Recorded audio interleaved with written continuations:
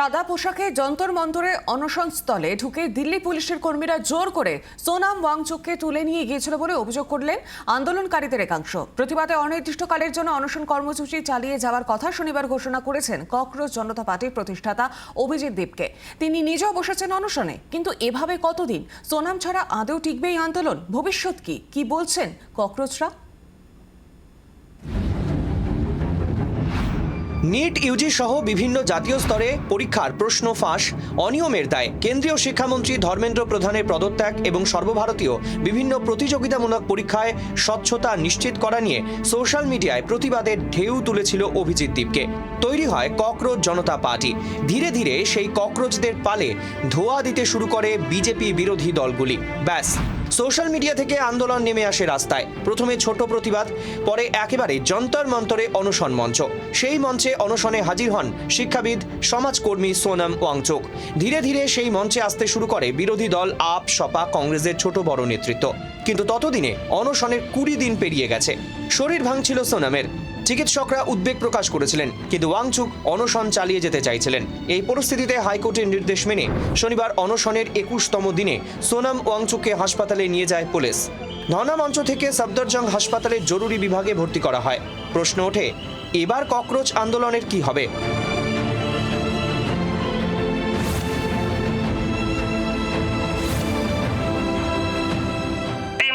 RSS के गुंडों ने बुजदिल हरकत करी है।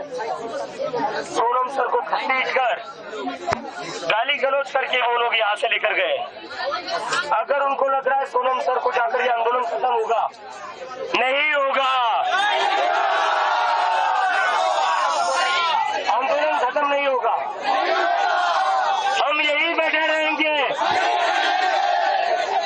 और 20 मार्च को यहीं से 20 जुलाई को यहीं से पार्लियामेंट का मार्च होगा।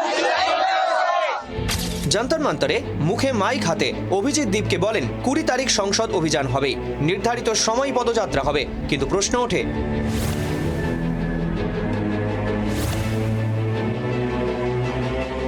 অনশনরত সোনাম ওয়াংচুককে 21তম দিনে জোর করে পুলিশ তুলে নিয়ে হাসপাতালে ভর্তির পরই বড় ঘোষণা ককরোচ জনতা পার্টির প্রতিষ্ঠাতা অভিজিৎ দেবকের। ওয়াংচুকের জায়গায় আমরণ অনশন শুরুর ঘোষণা করলেন অভিজিৎ দেবকে।